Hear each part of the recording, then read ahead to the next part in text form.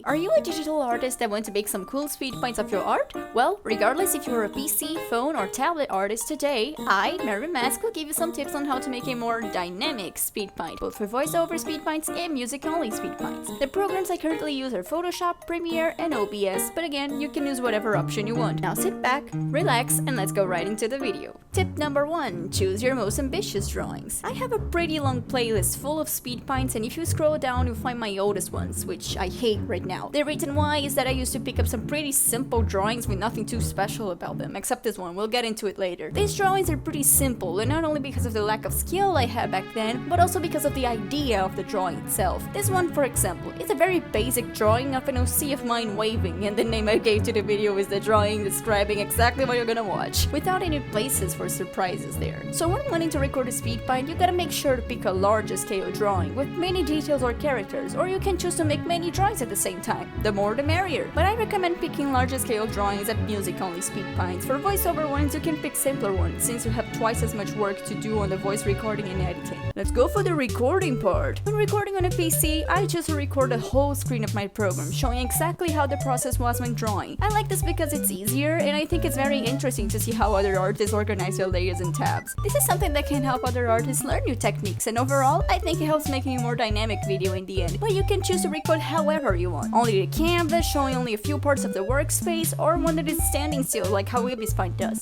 This thing that makes it seem like digital art is easy. I personally use OBS to record, but I remember that back in 2020, I used to draw on an iMac that gives me painful memories, and I recorded my videos with QuickTime, so you can use whatever screen recording you want. And there are even some free options that already come in your PC, Mac, or phone. I know that iPhones already have a screen recording program, but I never use it for speed paint since back then I used to draw on IBisPaint. I said IBisPaint or EBisPaint. Whatever, and it already had a function to record your process. However, you need to know that sometimes when you're recording a screen, it can be a little laggy. That may be because of the drawing program or app you're using, the smoothness of your brush, or the recording program itself. And if you're a PC artist just like me, there's also the risk of a power blackout, and that by itself already opens a huge can of worms. So I recommend separating your recordings and organizing them very nicely, separating the sketch recording for the line art and coloring ones. That's actually a tip for life. Be organized. Next part, choosing a fitting song. Now moving on to the fun part, the music. I absolutely adore no copyright sounds. You know, the guys who made very nostalgic tracks like this one.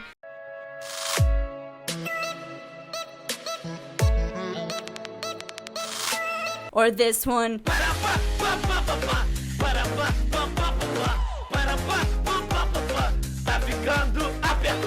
I personally love their tracks because they are really cool, and when I add them into a speed paint, it feels like a lot more professional. But you can choose any type of music you want, but you better get copyright-free ones if you want YouTube to be your friend. But overall, it is extremely important you get a song that matches your drawing. For example, that old speed paint of mine. There's a demonic beast staring at your soul, but the song I picked was like... So yeah, remember to get a song that matches your drawing, or that remembers it from the character you're drawing. For example, this speed paint I've made of Arena, I added a banger song into it.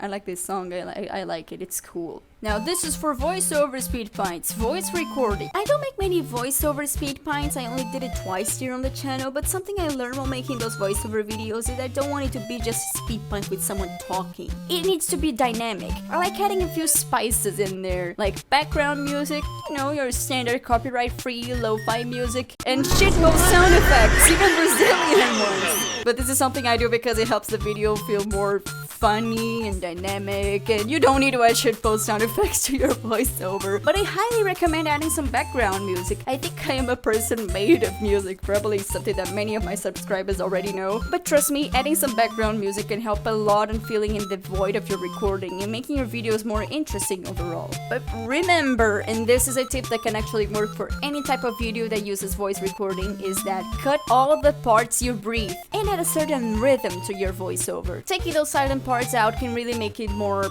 Oh, I guess I say that many times already. But it needs to be dynamic, fast, and cool, you know? I do think I need to say this, but when recording, pick somewhere silent. Try not speeding on your mic. Do some test recordings, checking if the quality will be good, and if you won't explode anyone's ears out. And something that I used to make back in 2020 was picking a sock and putting it on my phone to have a better recording. So if you don't have a professional mic, I guess it can be a really good option. And if you're curious, I record my voice directly to Premiere with my headset, and I never really had any issues with it, and since I don't focus much on voiceover videos, it's a good option for me. But if you want to make especially voiceover SpeedPaints or videos with your voice in general, I recommend buying a good microphone. If not, use the sock trick. Editing! Now let's move into the most important part. You have your drawing, you have your music, and your recording. Now it's time to gather all of that into a cool SpeedPaint. And for that, let's move into our editor and place everything in our project so it's easier to edit. Since this is a music-only SpeedPaint and my editor allows me to shorten my video down to 2 minutes, I'll do that. But it's important you know that there are many programs and apps, especially for phones, that have a certain limit to how short you can turn your video. I remember that in 2020 I used iMovie and I could only short my recording to 14 minutes, and that's actually the story of my old SpeedPaint I did. Now we got the original audio from our recording, and one thing I like to do is adding transitions around. At the beginning I like adding this fade transition, and I also like to add this small logo of my channel in a corner and lower the opacity. I think it helps it make it cooler, you know. Also, one thing I like to add is a small text saying that the song is in the description of the video with the sources that matches the drawing I've made. And now is a very important part for music-only SpeedPaints, that is following the rhythm of the music